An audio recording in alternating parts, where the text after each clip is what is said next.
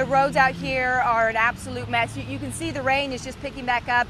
And as I'm looking out, the road is already starting to flood. Now, if you see behind me, you can see some of these rocks and debris. This is left over from when the streets flooded just a bit ago, and this sidewalk I'm standing on about an hour ago, it was not visible. People out here in Overton, they're scared. Take a look around me. Things are still an absolute mess. You can see the water line right over there. That's all from last week's storm. And now they have to worry about a new round of storms. Yeah, it's taken 2 decades, but someone finally won the lion's share, all $2.4 million of it.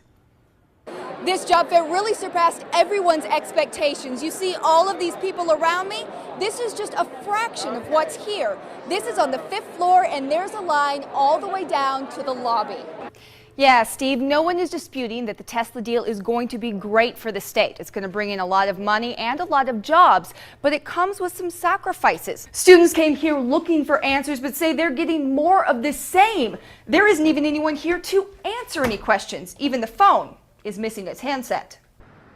Yeah, I'm at Fort Apache in Tropicana, and there's still some on and off showers. There's still some sort of ugly clouds in the area, but it's really night and day from what we saw earlier. 3 street sweepers were out here for about 2 hours, and they finally cleared this road. Before this section was either filled with water or covered with rocks. It's been downright terrifying on Valley roadways. It was really flooded. It was scary. I've lived here, I'm 25, I've lived here like 21 of 25 years. I've never driven through a flood like that, ever. I was terrified. It really doesn't take more than just a few minutes of hard rain before you're seeing some serious flooding. Right now, I'm actually standing on the sidewalk. Now, I'm in the street. And the freeways are just as treacherous. On 95, there were accidents on both sides of the freeway near Eastern. On one side, 4 cars and a school bus were involved. Fortunately, no kids were on the bus and no one was hurt. On the other side was a 2-car crash. The driver says it was weather-related. Along with slick roads, there were serious visibility problems. I was driving from the on the freeway towards home, and it just happened that the freeways just, you can't see anything.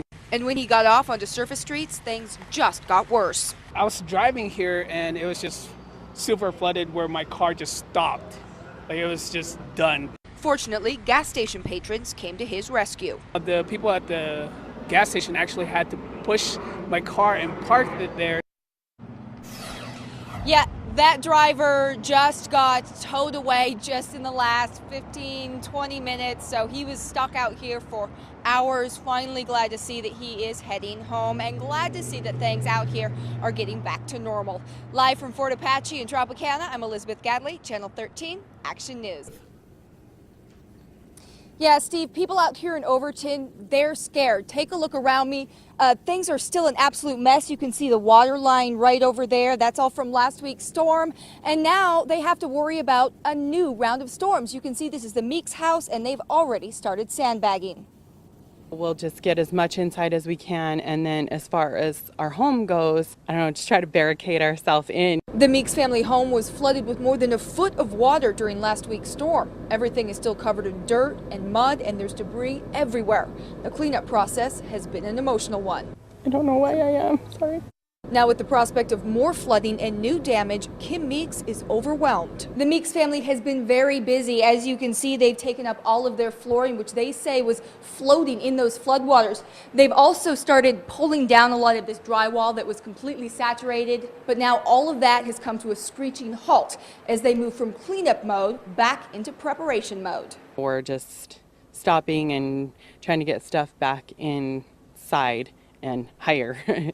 And just pray that much water doesn't come again. The Meeks aren't the only ones praying. Jennifer Watkins and her family also have an ugly mess to clean up. I grew up in this house, and to see it destroyed like this, it just actually makes me want to cry. Unlike the Meeks, who aren't sure how they'll pay for the repairs, the Watkins family does have flood insurance, but it won't be enough to cover all the damages. The whole entire structure of the house is being covered.